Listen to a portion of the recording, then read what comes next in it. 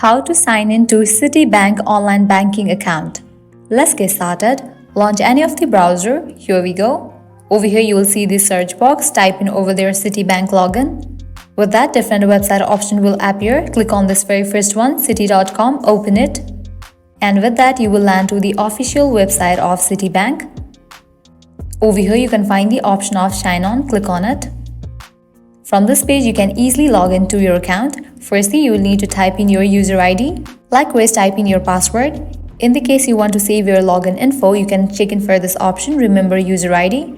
Likewise, in the case you have forgotten the user ID or password, you can click on these options to recover it. After you fill the details associated with your Citibank Online Banking account, you can click on the option of sign on, and with that you will be logged into your account.